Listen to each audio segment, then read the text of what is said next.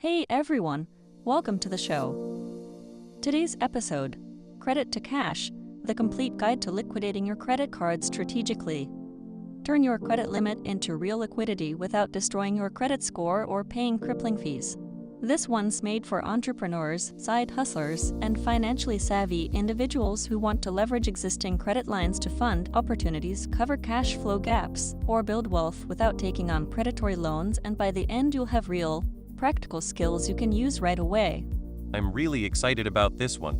Here's what we're covering together today. Module 1, Understanding Credit Liquidity, the Foundation. Module 2, the Core Liquidation Methods, Practical Techniques that Work. Module 3, Protecting Your Credit Score During Liquidation. Module 4, Deploying Liquidated Credit for Maximum Return. Grab a coffee, get comfortable, and let's dive in. Alright, let's get into it. That brings us to Module 1. Module 1, Understanding Credit Liquidity, the Foundation. Explain what credit liquidation is, why it works, and identify which credit products are best suited for conversion to cash.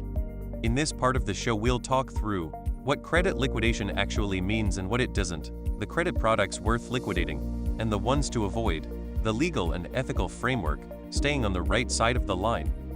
Credit liquidation refers to the strategic process of converting your available credit into spendable cash or cash equivalent purchasing power.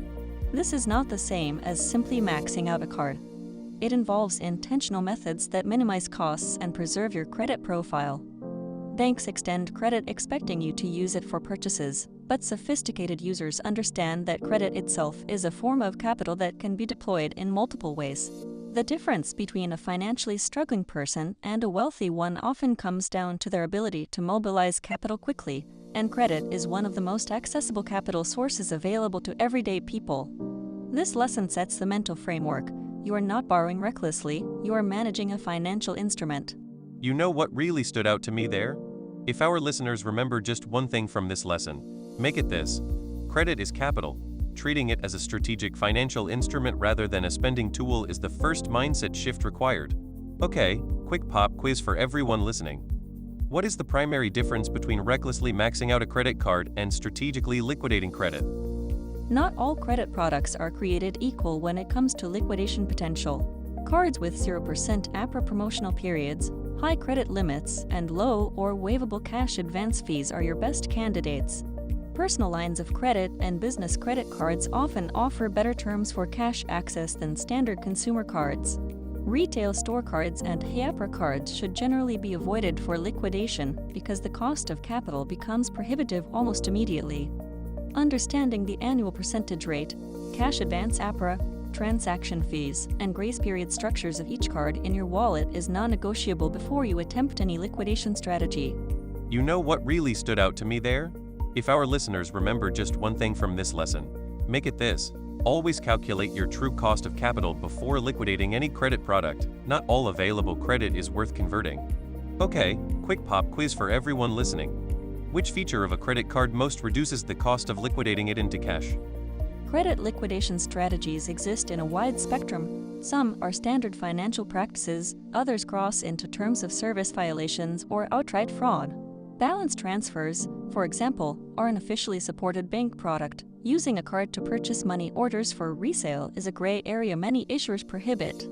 Manufactured spending through gift card arbitrage has been cracked down on heavily by banks and rewards programs. The safest and most sustainable strategies are those that align with the issuer's intended use cases while still serving your financial goals. This lesson teaches you to evaluate every technique through the lens of sustainability, legality, and long-term relationship preservation with your credit issuers. You know what really stood out to me there? If our listeners remember just one thing from this lesson, make it this: sustainable credit strategies never burn bridges with issuers, always operate within a framework you can repeat without fear. Okay, quick pop quiz for everyone listening. Why is it important to review a credit card's terms of service before executing a liquidation strategy? Okay, moving right along. That brings us to Module 2. Module 2, the Core Liquidation Methods, Practical Techniques that Work. Execute at least 3 specific, actionable credit liquidation strategies and understand the cost-benefit profile of each.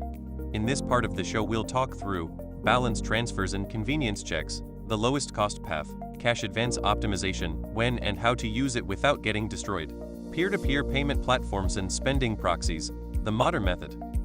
Balance transfer checks and convenience checks issued by credit card companies allow you to write a check directly to yourself, depositing credit line funds into your bank account at a fraction of the cost of a cash advance. Many issuers offer promotional balance transfer rates of 0% for 12 to 21 months with a one-time fee of 3 to 5%, making this one of the cheapest ways to access credit as cash.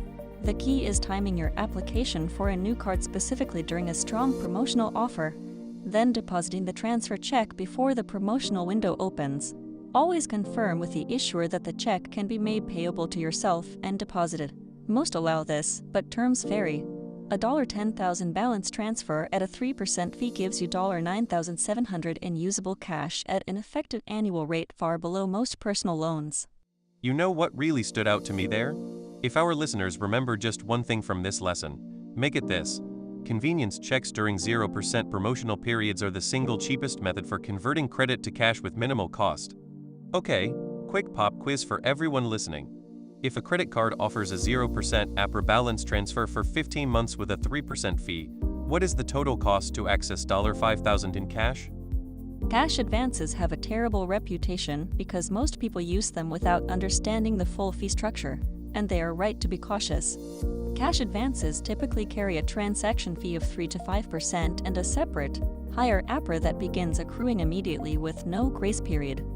However, in specific scenarios, such as when you have a card with a low flat cash advance fee and you plan to repay within days, they can serve as a short-term bridge instrument. Some credit unions and smaller banks offer credit cards with no cash advance fee and identical APR for purchases and advances, making them far more useful for this purpose. The optimization strategy is to identify those specific products, keep them active, and deploy them only for short-duration needs where the math clearly works in your favor. You know what really stood out to me there? If our listeners remember just one thing from this lesson, make it this. Cash advances are a last resort tool for people who have done the math. Never use one without calculating the total dollar cost first. Okay, quick pop quiz for everyone listening. Why do cash advances on most credit cards cost more than balance transfers even if the listed APR seems similar?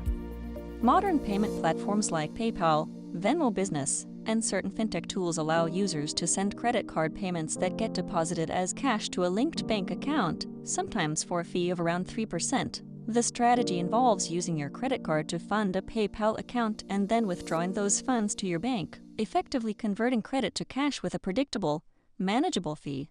Some entrepreneurs use this method to pay themselves for services rendered through their own business entity, creating a legitimate paper trail and a genuine reason for the transaction. It is critical to understand that platforms are increasingly flagging circular transactions, sending money to yourself through shell accounts, so any use of these platforms must correspond to real economic activity.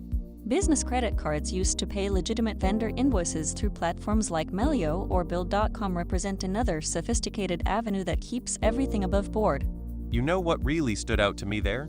If our listeners remember just one thing from this lesson, make it this. Digital payment platforms are powerful tools for credit liquidity only when the underlying transactions reflect real economic activity.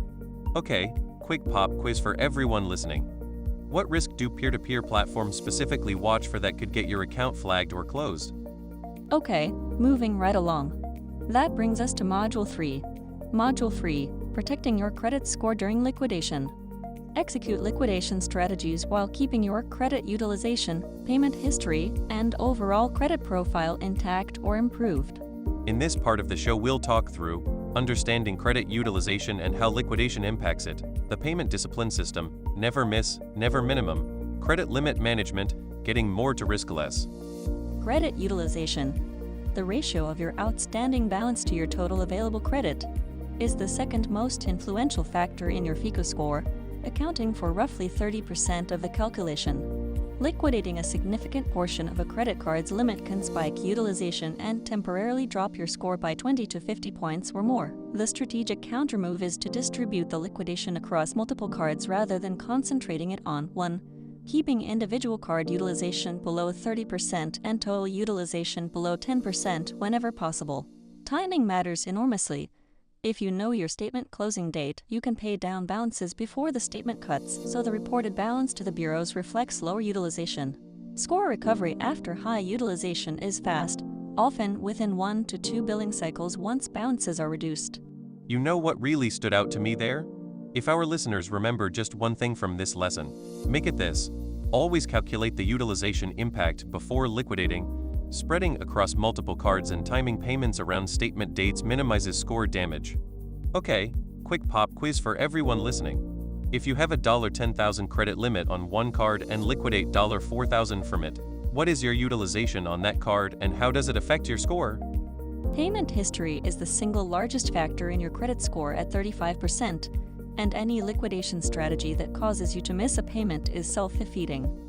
Build a payment discipline system before you begin liquidating. Set up automatic minimum payments on every card as a safety net, then layer in manual full or larger payments in the weeks before the due date. When liquidating for business or investment purposes, the cash generated should be deployed with a clear repayment timeline in mind. Treat the credit card like a short-term business loan with a hard due date. Create a liquidation ledger, a simple spreadsheet tracking the amount borrowed, the date borrowed, the due date, the fee paid, and the repayment plan.